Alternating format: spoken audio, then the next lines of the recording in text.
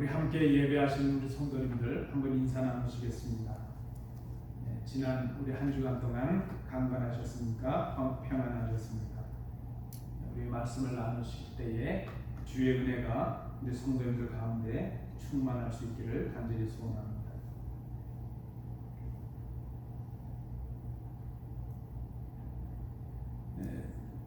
누가복음을 기록한 이 누가는 주님께서 부활하신 후에 모여 있었던 그 제자들에게 나타나셔서 주님께서 하신 첫 인사가 평강의 인사였다는 것을 기록하고 있습니다.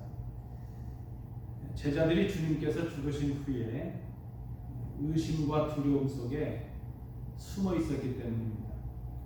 우리가 지난주에 상고하신 요한복음 20장 본문에서도 보면 이 사도 요한도 제자들이 예수님을 죽인 그 유대 사람들을 두려워해서 숨어 있었다, 그렇게 기록을 하고 있습니다. 그런데 오늘 사도행전 본문, 오늘 본문에서 이 누가는 누가복음에 기록했던 것과는 다른 큰 반전을 기록하고 있는 것을 우리가 볼 수 있습니다. 예수님께서 잡히시고 십자가에 죽으실 때에 베드로를 비롯한 그 제자들은 예수님을 모른다고 부인하고 저주하였습니다. 그리고 예수님을 피해서 다 도망을 하고 말았습니다. 그런데 오늘 본문에 보면 이제 그들은 더 이상 예수님을 의심하거나 혹은 유대인을 비롯한 사람들로부터 받을 그 해를 두려워하는 사람들이 아니라 하는 것입니다. 얼마 전까지 그들은 이 스승인 예수님의 말씀을 이해하지 못해서 십자가의 길을 가시는 주님을 도저히 따를 수가 없었습니다. 오히려 그들은 서로 높아지려고 다투고 또 서로 갈리고 나뉘어서 싸움을 하던 그런 사람들이었습니다. 그런데 오늘 본문에 보면 이 베드로를 비롯한 제자들은 담대한 복음의 증인들로 변화되어 있는 것을 우리가 볼 수 있습니다. 이것이 불과 며칠 만에 큰 반전이 일어났고 큰 변화가 일어나게 된 것입니다.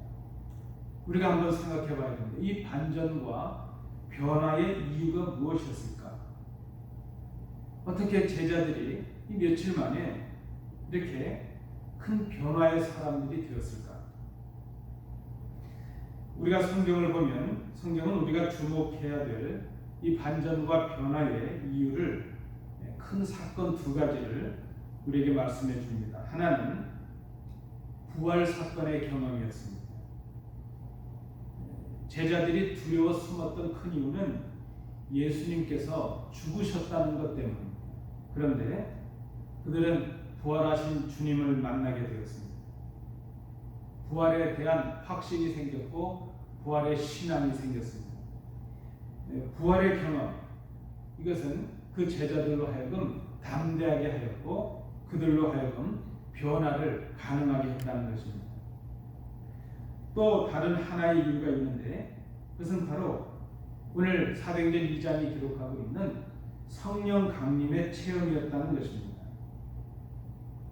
보혜사 곧 아버지께서 내 이름으로 보내실 성령, 그가 너희에게 모든 것을 가르치고 내가 너희에게 말한 모든 것을 생각나게 하리라.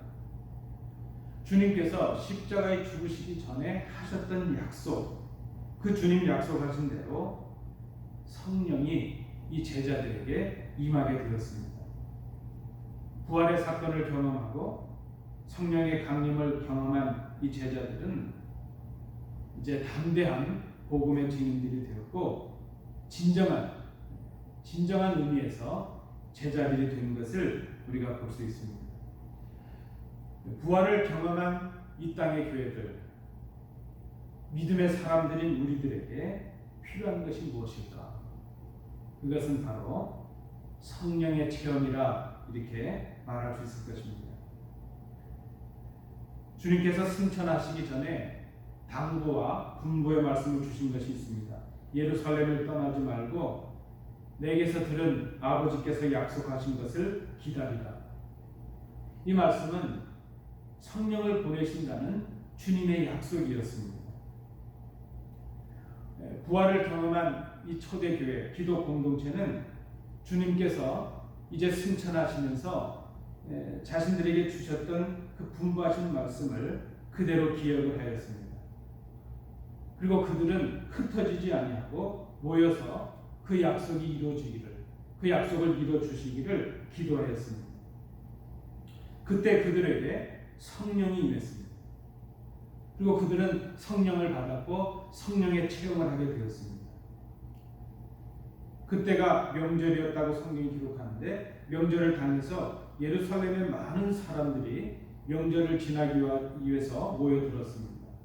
그 사람들은 성령의 제자들에게 임하는 그 사실을, 그 사건을 목격하게 되었습니다.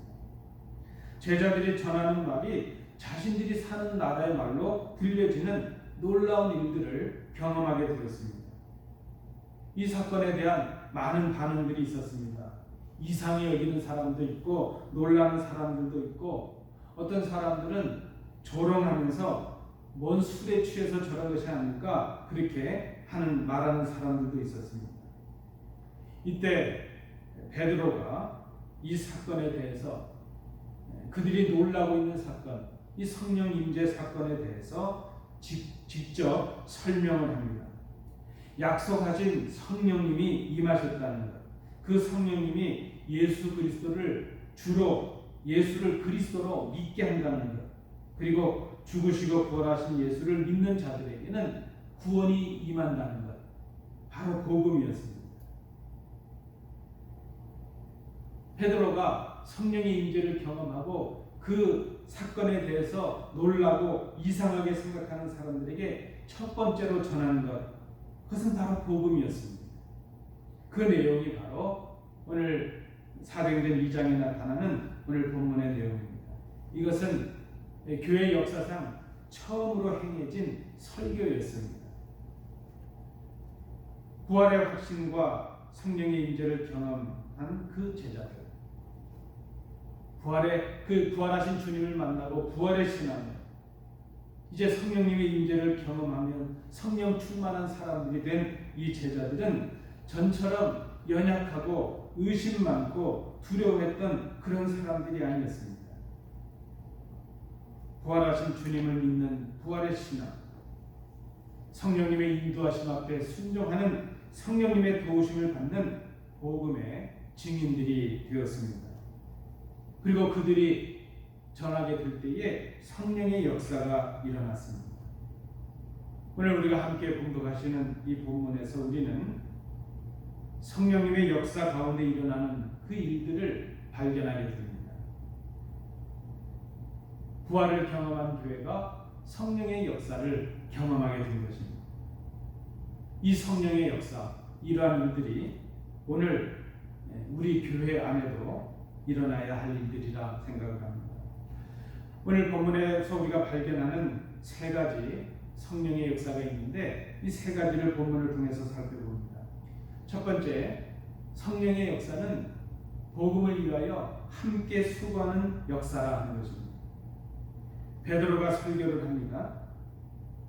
여러분 14절을 보십시오. 그런데 이제 이 베드로는 혼자가 아니었습니다. 제자들은 전에 그 제자들이 아닙니다. 전처럼 서로 높아지려고 다투고 싸우던 그런 제자들이 아니었습니다. 14절의 본문에 보시면 베드로가 11 사도와 함께 서서 소리를 높여 이르되, 이렇게 기록하고 있습니다.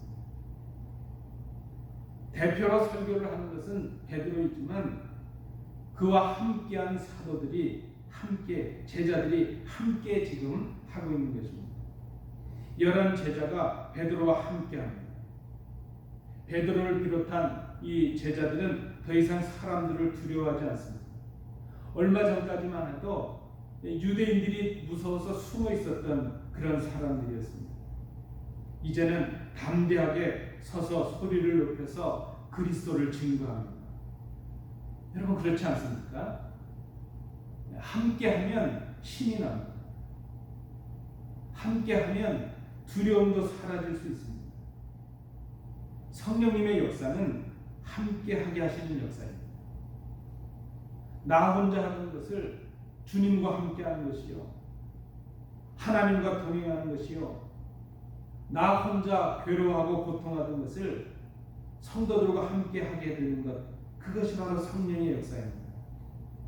성령님의 임재가 있는 곳에, 성령님의 역사가 있는 곳에는 마음이 하나가 되고 함께 일하는 역사가 일어나는 것입니다.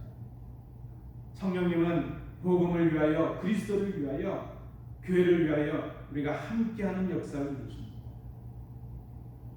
교회는 성령의 역사가 있어야 됩니다. 성령님의 역사는 함께하는 역사입니다. 주를 위하여 하나가 되고 주를 위하여 함께하는 것, 함께 수고하는 것, 그것이 바로 성령님의 역사입니다. 에베소서 2장 22절 말씀 안에도 보면 성령 안에서 하나님이 거하실 처소가 되기 위하여 그리스도 예수 안에서 함께 지어져 가는 사람들, 그 사람들이 바로 성도요 교회라 말할 수 있습니다. 여러분, 우리가 부활 이후에 부활을 경험한 주의 백성들로서 이제 성령의 역사를 함께 나눠야 될 성도들로서 우리가 기억해야 될 것이 바로 이것입니다. 교회는 성령의 역사 가운데 함께 일하는 곳, 함께 수고하는 곳이 되어야 한다는 것입니다. 함께 하지 않으면 그 일을 감당하기 위해서 지금 누군가는 배나 힘들게 일하고 있습니다. 함께 하지 않으면 누군가는 보이지 않는 곳에서 혼자 수고하고 고통하면서 어쩌면 절망하고 낙심하고 있을지도 모릅니다. 우리 옛말에도 백지장도 맞들면 낫다 하는 그런 속담이 있습니다. 함께하면, 슬픔을 함께하면 슬픔이 나눠집니다.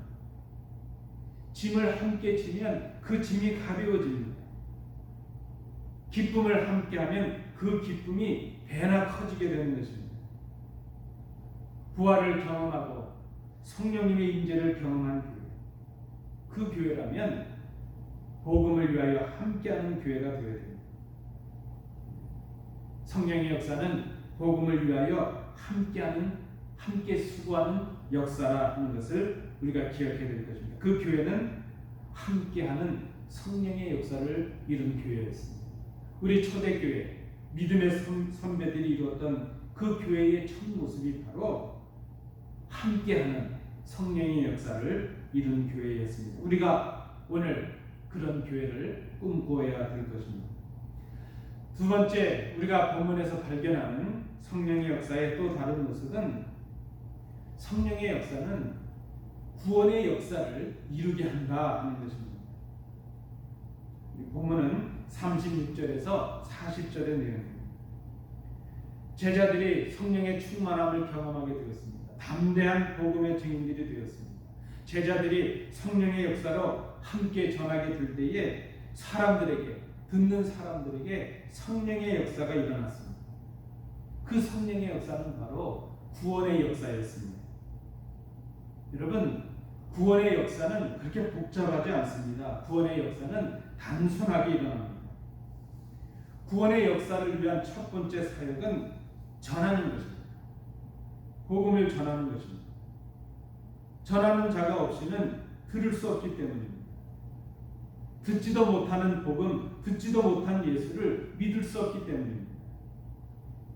제자들은 성령의 임재를 경험하고 성령의 충만을 가지고 담대하게 그리스도를 증거하고 복음을 증거하였습니다.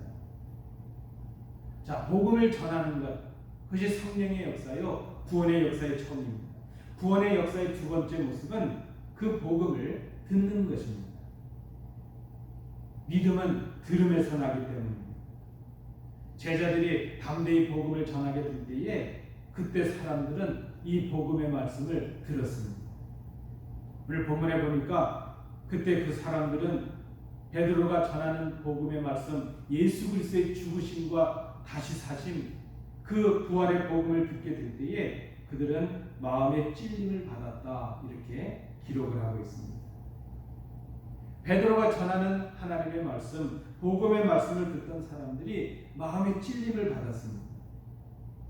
자신들이 죄 없으신 예수를 십자가에 죽인 죄인들이라는 것을 그들이 깨달았습니다. 자신들 때문에 자신들의 죄를 위하여 죄 없으신 예수님이 십자가에 죽으셨다는 것을 그들이 알게 되었습니다. 마음에 찔림이 생겼습니다. 찔렸다는 이 말은 큰 충격을 받았다는 그런 의미가 있습니다. 보통 우리가 찔림을 받을 때 반응은 두 가지로 나뉘어질 수 있습니다. 하나는 그 마음속에 생기는 찔림을 반발하고 부인하고 부정하는 것입니다. 그것을 거역하는 것입니다. 정직하게 일어나는 마음속의 찔림을 부정하게 되면 그것이 마음의 분노로 바뀌게 됩니다. 예수님께서 말씀을 전하실 때 많은 사람들이 마음속에 찔림을 받았는데 그때 한 찔림을 받았던 사람 중에 오히려 마음의 분노를 가지고 예수를 잡아 죽이려는 그런 사람들이 있었던 것을 우리는 봅니다. 마음에 찔림이 생길 때 그것을 부정하고 부인하고 분노하는 마음이 생길 수 있습니다. 또 다른 하나의 마음은 마음이 찔릴 때에 자기는 정직하게 그 찔린 것을 돌아보면서 자신의 삶을 돌아보고 자신의 신앙을 돌아보는 것입니다. 그리고 마음을 돌이켜서 회개하는 것입니다. 여러분, 그렇다면 말씀이 들려질 때에 이 말씀을 통해서 찔림을 경험하게 된다는 것은 참으로 하나님께서 우리에게 주시는 은혜입니다. 여러분, 말씀을 읽다가 혹은 말씀을 들으시다가 마음속에 찔림을 당하게 될 때에 오히려 그것을 하나님의 은혜로 받으십시오. 우리가 누군가로부터 충고를 받게 될 때에 그것이 마음에 찔림이 된다면 감사로 받으십시오. 당장은 그것이 우리 입에 쓸 수는 있습니다. 그러나 입에 쓴 약이 몸에 좋다는 말이 있는 것처럼 우리에게 마음에 찔림이 있을 때에 그것은 우리에게 주시는 기회입니다. 우리의 신앙을 다시 점검하고 우리의 삶을 다시 점검하고 우리가 하나님께로 돌아갈 수 있는, 우리의 마음을 돌이킬 수 있는 기회가 된다는 것을 우리가 깨달아야 될 것입니다. 말씀이 들려질 때에 우리 가운데, 우리 속에서 찔림이 일어난다면 그것은 은혜입니다. 그것이 성령님의 역사요, 구원의 역사입니다. 베드로의 설교를 듣고 찔림을 받은 사람들이 이제 그 찔림을 주체할 수 없어서 자신들의 죄됨을 이제 감당할 수 없어서 사도들에게 질문을 합니다. 형제들아, 우리가 어찌할꼬? 베드로가 그들에게 대답을 합니다. 회개하십시오. 회개하십시오. 그리고 여러분 각 사람은 예수 그리스도의 이름으로 세례를 받고 죄의 용서를 받으십시오. 여러분, 회개는 주님을 향하여 우리의 마음과 발걸음을 옮기는 것을 말합니다. 회개는 단순히 죄를 깨닫고 내가 죄인이구나, 잘못했구나, 그것을 깨닫고 그 자리에 머무는 것을 의미하지 않습니다. 회개는 그 찔림을 받아서 나의 부족과 허물을 깨닫고 이제 우리의 발걸음을, 우리의 마음을 주님을 향해서 나아가는 것을 의미합니다. 우리는 세례를 받음으로 예수와 함께 죽고 예수와 함께 다시 살았습니다. 세례는 우리의 죄를 사해 주셨다는 공적인 표시였습니다. 오늘 베드로 사도는 본문에서 그렇게 말합니다. 회개하고 세례를 받으라, 그리하면 성령을 선물로 받을 것이다. 성령을 선물로 받는다. 정확한 의미는 성령이 주시는 어떤 열매를 받는다는 것이 아니라 성령을 선물로 받는다는 의미입니다. 그래서 오늘 이 개정 계획에 성령의 선물을 받는다는 이 표현을 공동 번역이나 새 번역에서는 성령을 선물로 받는다, 그 의미로 바꾸고 있습니다. 여러분, 바로 이것이 구원입니다. 무엇이 구원입니까? 예수 그리스도의 말씀을 듣고 마음의 찔림을 받아 회개함으로 예수께로 돌아가고 죄 사함을 받고 성령님의 인도하심으로 성령의 사람이 되는 것, 이것이 바로 성령의 역사요 구원의 역사라는 것입니다. 말씀을 듣고 찔림을 받으십시오. 그 찔림이 우리에게 임할 때에 그것을 분노하거나 거역하지 마시고 인정하고 순종하고 회개하십시오. 그리고 주님과 함께 죽고 주님과 함께 다시 사십시오. 이것이 바로 성령의 역사요 구원의 역사라는 것입니다. 오늘도 성령의 역사가 있는 심령은 날마다 회개하는 심령입니다. 오늘도 성령의 역사가 있는 교회는 회개의 역사가 있는 교회입니다. 이 땅의 교회들에게 점점 사라지고 있는 것, 이 땅의 성도들에게 점점 사라지고 있는 것, 그것은 찔림이 사라지고 있습니다. 말씀으로 인한 찔림, 말씀으로 인한 회개, 이 땅의 교회들이 해야 될, 이 땅의 성도들이 해야 될 큰 일이 있다면 그래서 우리의 마음을 찢으며 우리의 마음을 돌이키고 주님께로 돌아가는 것입니다. 회개의 역사가 있는 것입니다. 이 회개의 역사가 바로 신앙이요, 이것이 바로 성령의 역사요 구원의 역사라는 것을 우리가 생각해야 될 것입니다. 초대교회에 있었던 이 구원의 역사, 이 성령의 역사, 그것이 바로 회개를 통한 구원의 역사였다는 것을 우리가 기억해야 될 것입니다. 마지막 세 번째입니다. 오늘 본문에 나타나는 성령의 역사는 삶의 변화를 이루게 하는 역사라 하는 것입니다. 41절부터 47절까지의 말씀입니다. 말씀 나눈 대로 성령님의 역사는 회개의 역사를 이룹니다. 그것이 바로 구원의 역사입니다. 진정한 회개는 죄를 깨닫고 뉘우치고 슬퍼하는 정도로 끝나는 것이 아닙니다. 진정한 회개는 회개 이후에 삶의 변화로 이어져야 됩니다.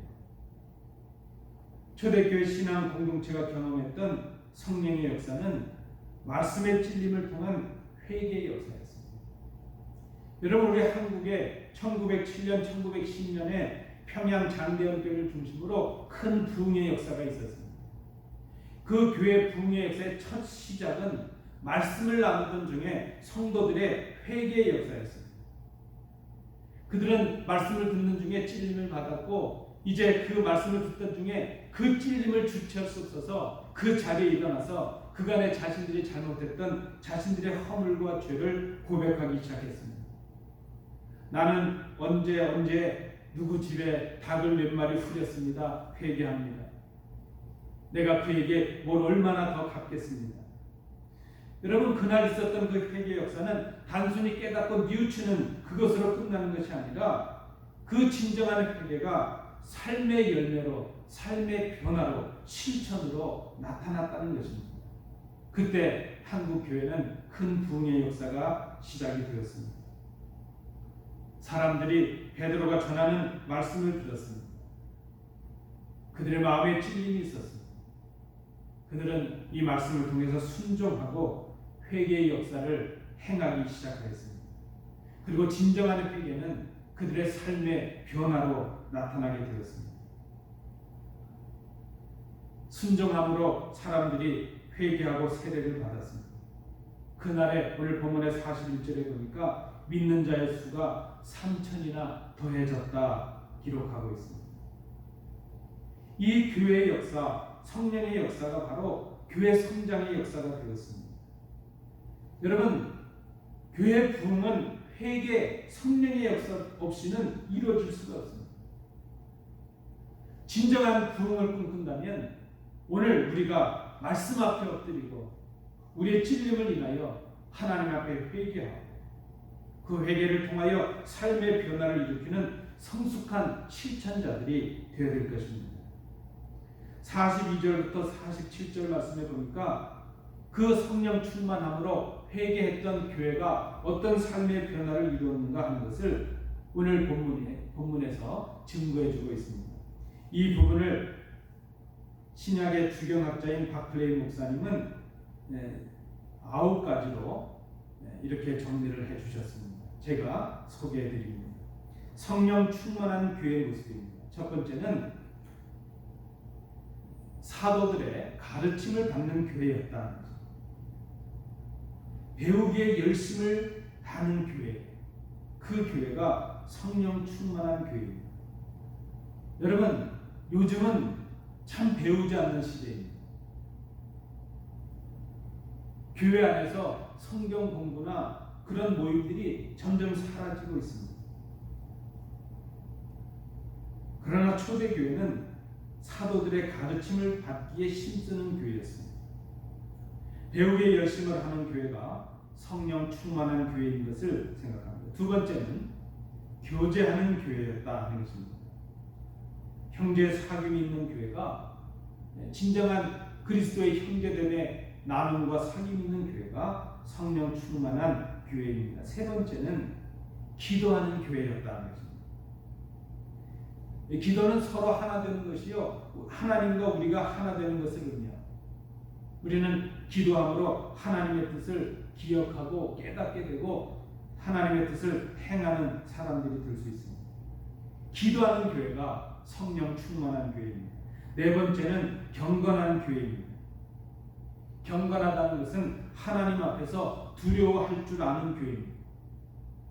하나님의 임재 앞에 서 있는 것입니다. 바른 신앙은 하나님이 나를 보고 계신다는 것을 늘 생각하는 것입니다.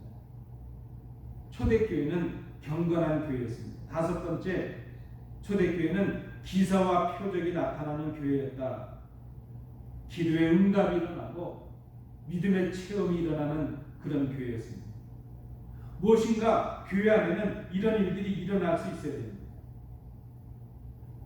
사랑의 열매가 일어나고 기도의 응답이 일어나고 믿음의 체험들이 있고 사랑의 교제를 위해서 서로 역사가 일어나는 교회, 바로 초대교회가 이런 교회였습니다. 여섯 번째는 서로 통용하는 교회였습니다. 서로 이제 돌아보고 섬기고 나누는 교회였습니다. 가난한 자들, 소외된 자들을 돌아보고 함께 나누었습니다. 일곱 번째, 성전에 모이기를 힘쓰는 교회입니다.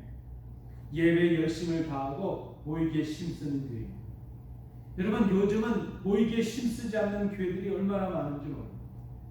말씀대로 모이기를 폐하는 자들의 습관들이 많이 일어나고 있습니다. 그러나 성령 충만한 교회는 예배에 열심을 다하고 모이기에 힘쓰는 교회가 되어야 될 것입니다.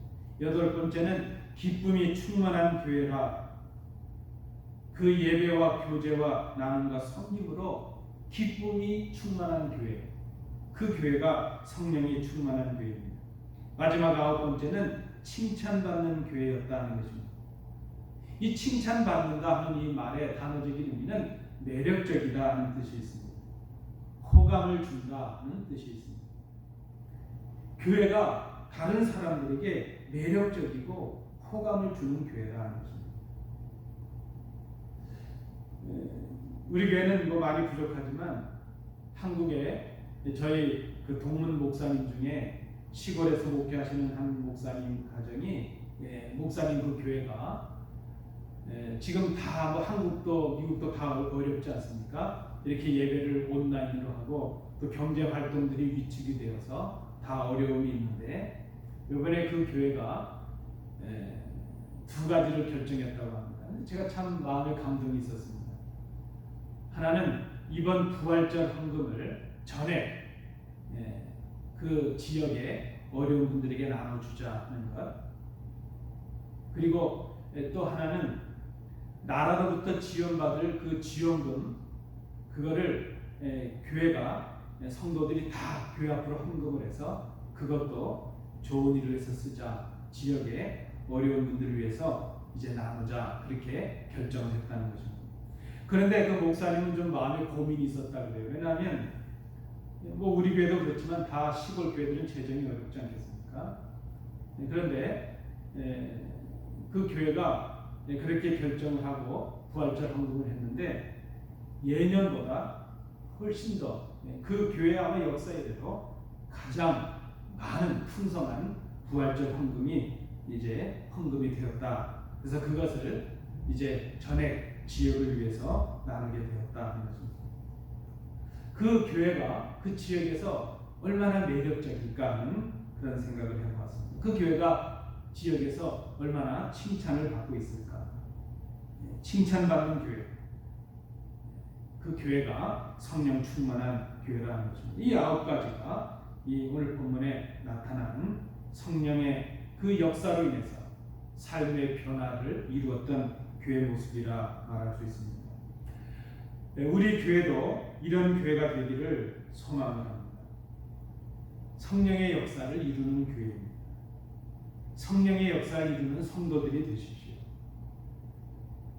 복음을 위하여 함께 수고하는 교회, 구원의 역사를 이루는 교회, 삶의 변화를 이뤄내는 교회.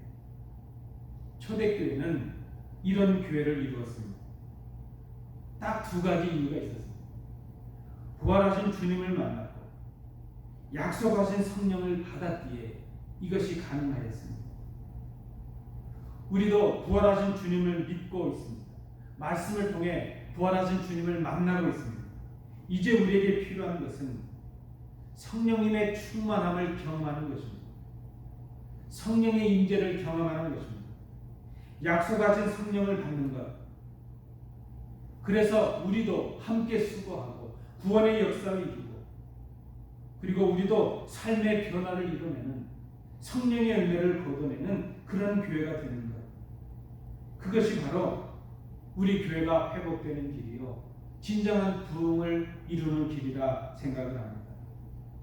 주님께서 누가복음 11장에서 말씀하셨습니다. 너희 가운데 아버지가 된 사람으로서 아들이 생선을 달라고 하는데 생선 대신 뱀을 줄 사람이 어디 있습니까? 달걀을 달라고 하는데 전갈을 줄 사람이 어디 있겠느냐?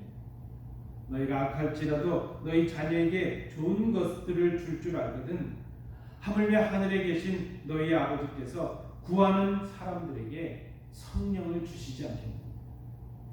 병행 본문의 마태복음에는 좋은 것을 주시지 않겠느냐 그렇게 말했는데 누가는 성령을 주시지 않겠느냐 그렇게 기록을 하였습니다.